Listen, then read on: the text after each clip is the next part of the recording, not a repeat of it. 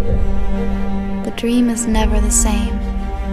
Fear and wonder, hidden beauty or horror from unexpected places. Sad shadows of requiems long ago. An ancient longing, growing, brewing, trying to become conscious.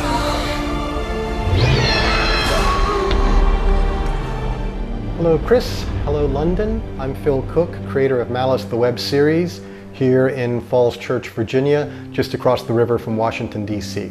And I'm Brittany Martz, and I play Alice. Malice focuses on the Turners, a fragile family that moves into their late grandmother's house where very strange things start happening, people start disappearing. It focuses on Alice, a teenager with a very active imagination. I knew I had to have some strong leads in the part of Alice and Abby, and so I put out an ad on Craigslist. See, you can do great things through Craigslist. But no, I saw this audition for this show that said it was going to be a web series thing, and they needed someone to portray a 16-year-old girl. Which I'm sure must have seemed pretty creepy, you know, a local film producer looking for 16-year-old girls to be in a horror show. I found out he was legit, and I went to his house right before Memorial Day, I believe, and I auditioned. And when Brittany Martz walked through the door, and I'm just listening to these kids, and they're reading these lines, it's like, oh my God, how can I not do this now when I found such amazing talent? They decided I was the one to be Alice. And that was it. You know, once I found them, it's like, okay, now I've got no choice. You know, I've got the script, I've got the house, I've got these amazing actors, let's do it. Malice was produced with a pretty small crew. A crew compared to what we have, like no crew? Well, there was a crew, but it was very small. There was me, I was the director of photography. And then there was the gaffer. Oh wait, that was me. 2, 3, 4 people. Production manager, that was my daughter. 4 was pretty much the top number of crew members we would have on set. And we had a makeup artist, she also did grip work. A pretty small scale, but we got a lot done. And then we had a set builder, that was me.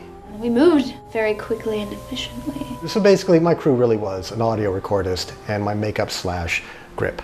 Then the more I reread the script, I was like, how is he gonna make all these supernatural things happen? I was there and I'm looking, you were showing us the before and after, and I'm looking at it like, gosh, it looks like his backyard just goes on. And I was right there facing your blue screen, and it really is impressive. We jumped into the web series business with a fair amount of naivete, which quite frankly, I think that's how I jumped into the feature film business as well. But unlike feature films where you go through the effort of making the production, getting the money, getting it finished, you would give it to a distributor and they would handle all the marketing and distribution issues.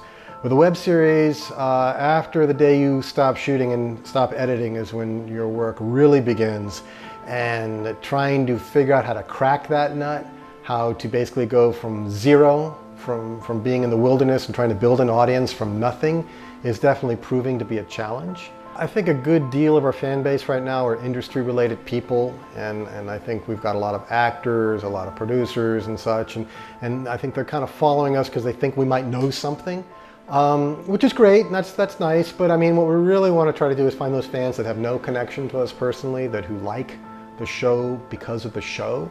You know, people who live in the most rural parts of the country, and they're the tough ones to find.